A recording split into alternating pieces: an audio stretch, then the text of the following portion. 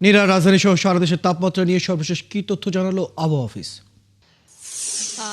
Royal, আপনাকে আসলে শুভেচ্ছা জানিয়ে শুরু করতে চাই, কিন্তু বেশ ঠান্ডা। মানে রাজধানীতে সচরাচর এমন ঠান্ডা খুব একটা অনুভূত হয় না, যদিও পৌষের আজ 10-12 দিন পেরিয়েছে, সেই অর্থে ঠান্ডা অনুভূত হবে, কিন্তু এই নাগরিক বাস্তবতায় আসলে ঠান্ডা অনেকটা কম অনুভূত হয়। গেল 3 দিন ধরে আসলে ঠান্ডা অনুভূত হচ্ছে, এবং আজকে আবহাওয়া অফিসের যে তথ্য, সর্বনিম্ন এই মৌসুমে 13.5 ডিগ্রি সেলসিয়াস তাপমাত্রা রেকর্ড করেছে আবহাওয়া অফিস, যেটি আজকে।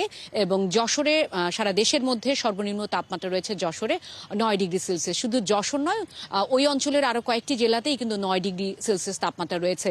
সাধারণত 10-এর নিচে নামলে সেটাকে মৃদু শৈত্য প্রবাহ বলা হয়ে থাকে, কিন্তু 9 ডিগ্রি নামলেও এটি আসলে বেশ কয়েকটি জেলা এবং অন্তত 3 দিন অব্যাহত থাকলে এটাকে আসলে মৃদু শৈত্য প্রবাহ বলা হয়। তাই এখন পর্যন্ত আবহাওয়া অফিস এটিকে মৃদু শৈত্য প্রবাহ বলতে ওই অর্থে নারাজ, এবং বলা হচ্ছে যে আগামীকাল থেকে হয়তো তাপমাত্রা কিছুটা বাড়বে, সূর্যের দেখা খুব অল্প পরিসরে মিলবে, এবং যদি সূর্যের দেখা আসলে কম মেলে তাহলে ঠান্ডা বেশি অনুভূত হয়, যদিও আগামীকাল থেকে তাপমাত্রা বাড়বে এমনটা আবহাওয়া অফিস বলছে।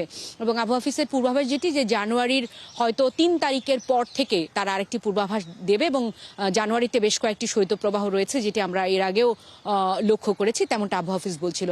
আবহাওয়া অফিসের আরও একটি পূর্বাভাস রয়েছে, সেটি হচ্ছে যে যারা আজকে নৌবন্দর ব্যবহার করবেন বা নৌপথে কোথাও চলাচল করবেন কিংবা বিমান পথে চলাচল করবেন, কুয়াশার কারণে খানিকটা ভোগান্তি হবে, এমনটাও কিন্তু আবহাওয়া অফিস বলেছে। তো আমরা আসলে আবহাওয়া অফিস রয়েছি, এটি আসলে 3 ঘন্টা পর পর এরা আপডেট দিয়ে থাকে, আমরা আপডেট জানবো এবং জানানোর চেষ্টা করব। রয়্যাল।